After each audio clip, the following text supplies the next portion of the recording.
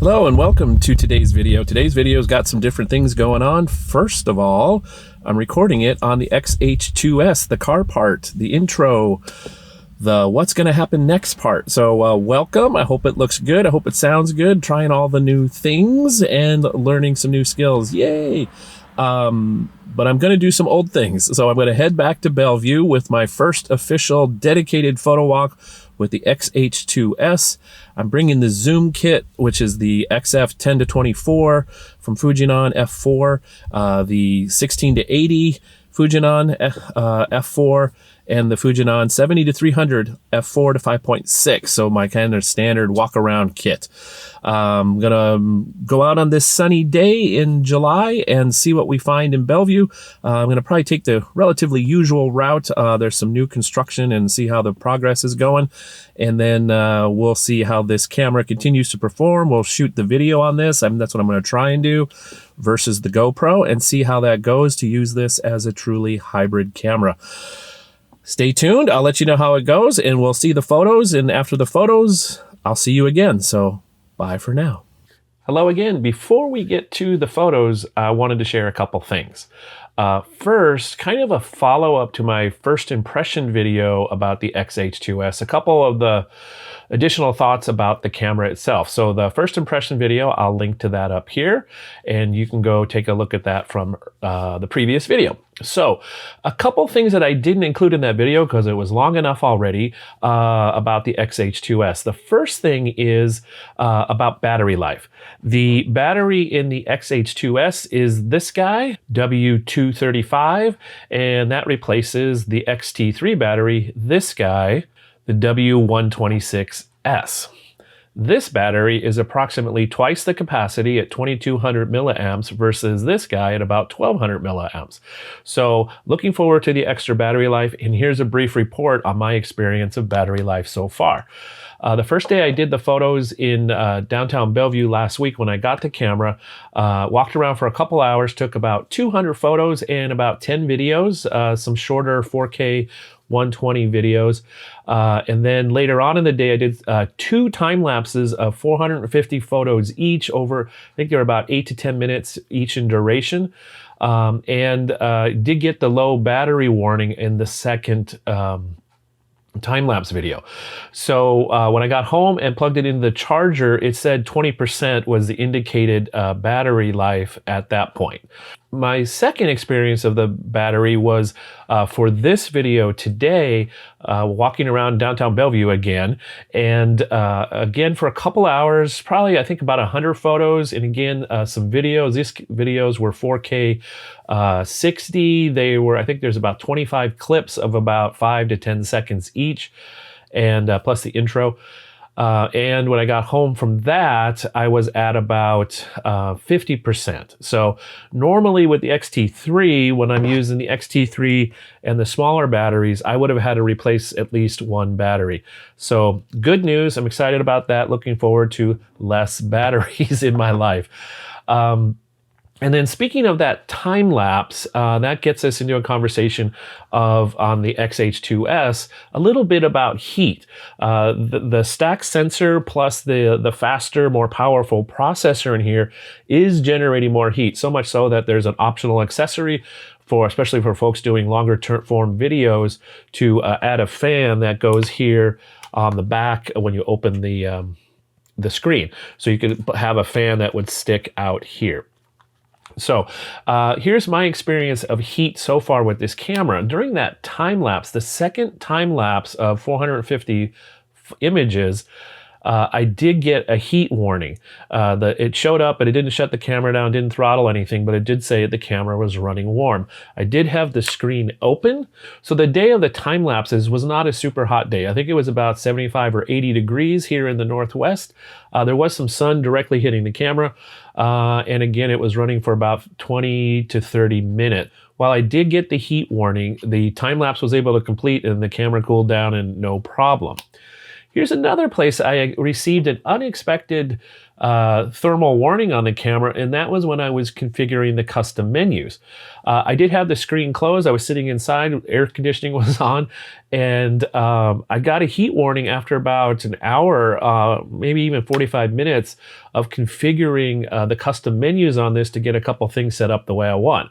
So that was kind of a surprise, but I did open the screen, let it sit for like about a minute, and then the heat warning went away. So the camera does get noticeably warmer if you're just working the menus, especially if you're doing custom menu configuration, because there's a lot of back and forth and stuff. So something to be aware of, be something to pay attention to going forward. I'm sure Fuji knows about this. The second thing I wanted to talk about before we get to the photos is the second experience, if you will, for me using the X-H2S. That second experience is kind of like the sophomore jinx of a band. They have a great first album, and then the second album isn't so good. That's kind of was my experience yesterday in photographing with the X-H2S. I was frustrated a little bit, and here's what I was frustrated by. In the first time I was using it, I noticed only the good differences: the autofocus, the quiet shutter, everything just being super fast and smooth. Yesterday, when I was using the camera, I noticed the differences that were mechanically and user interface differences that were slowing me down more.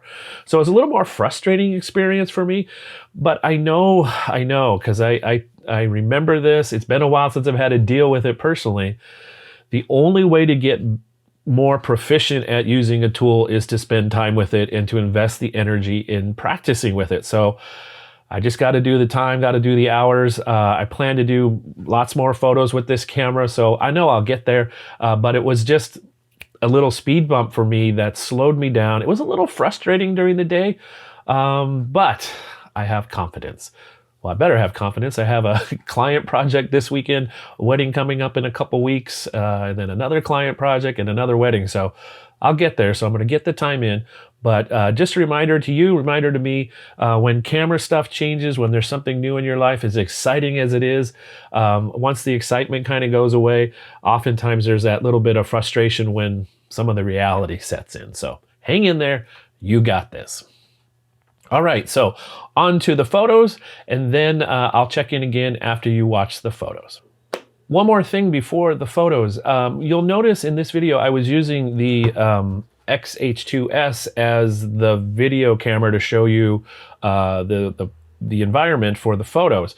I'm not sure that's the best idea. It sounded like a good idea when I thought of it, but I don't know that it gives you enough wide context, and I don't want to change lenses. That's too much friction. So I think I'm going to go back to the GoPro for the establishing POV shot before you see the photo.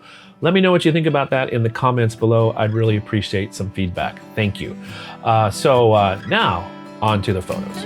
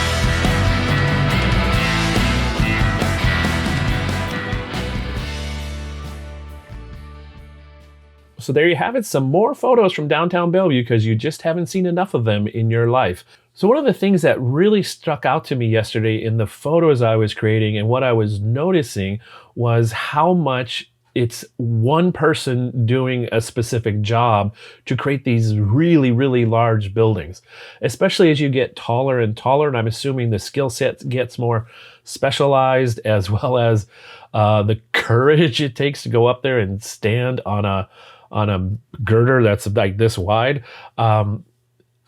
So even though it's a team effort, obviously, to build these buildings, there is individuals along the way that are literally making a mark, literally making it possible. And that's a really powerful reminder to me that individually we can have a really big impact. So that's what I took away from yesterday's photo session. I hope that was a little bit of an insight for you. Be curious to hear your thoughts, comments on these photos. Please leave them in the comment section below. I really enjoy having conversations with you all. I learn a lot from you and I really appreciate that. Thank you. As you know, I'm required by YouTube law to remind you at this point in the video to hit that thumbs up button to say you like this video. Assuming you like this video, I greatly appreciate if you do click that thumbs up button. Here's two good things that happen from that. One, it trains the YouTube algorithm for you, so you'll see more videos of similar quality and content that you like. And then second thing, it helps this channel and helps me by also sharing this video potentially with people who like similar videos that you've already liked. So thank you very much. We're going to be doing more photo walks, more camera stuff, more thoughts about photography and the creative process along the way in future videos. If you'd like to see more of those, please subscribe to this channel. I greatly appreciate that and look forward to welcome you and having conversation in future videos. So thank you very much for that as well. So I've got more to learn with this camera. I've got some a client project this weekend. I'm going to dig deeper with it and learn all the things, or at least make progress on the journey of all the things. And I look forward to seeing you in the next video. So until then, stay safe, stay well, and have fun creating photos. Bye for now.